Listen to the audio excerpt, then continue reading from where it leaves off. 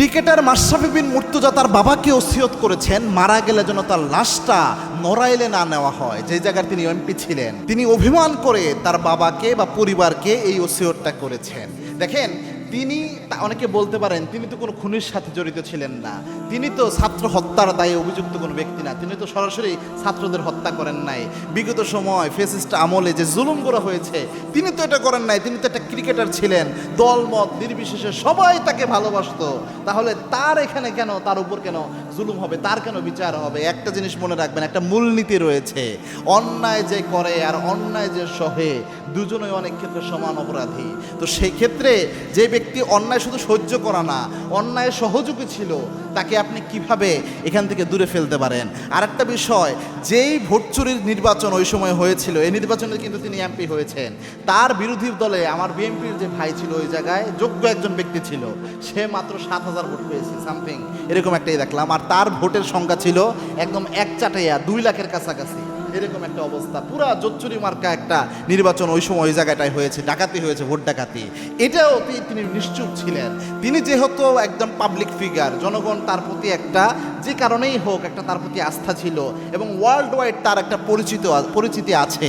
এই জায়গায় তিনি যদি এই নির্বাচনকে বর্জন করতেন বা এখানে যদি না যেতেন, নিরপেক্ষ অবস্থা যেভাবে ছিলেন ক্রিকেটার হিসেবে ওইভাবেই থাকতেন, তাহলে তার প্রতি মানুষের কোনো ক্ষোভ থাকতো না। কিন্তু এই ব্যক্তি মানুষের ভালোবাসার জায়গা ছিল।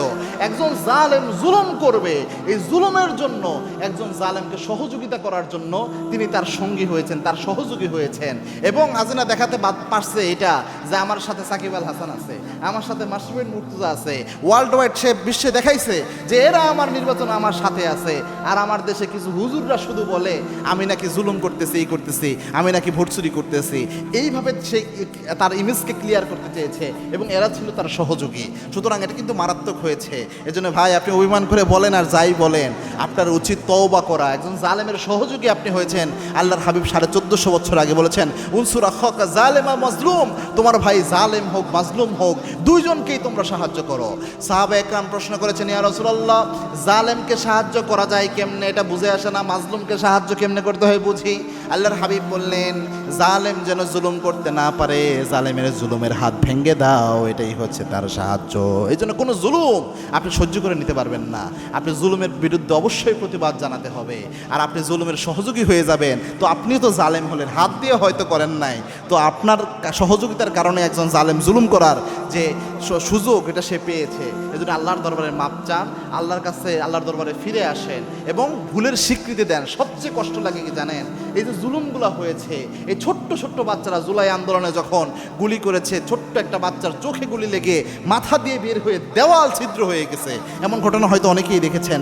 এই একটা বিচার যদি করা হয়, এক একজনকে তো 20 বার করে ফাঁসি দেওয়া যাবে, যারা জালেম আদেশ দিয়েছে যারা। সুতরাং এইগুলোর ব্যাপারে কোনো অনুযুক্ততা নাই, কোনো মনের দিক থেকে কোনো মাপ চাওয়ার প্রবণতা এদের আমি দেখি না। আশ্চর্য লাগে এটা যে একজন মানুষ এত অহংকারী হয় কেমনে।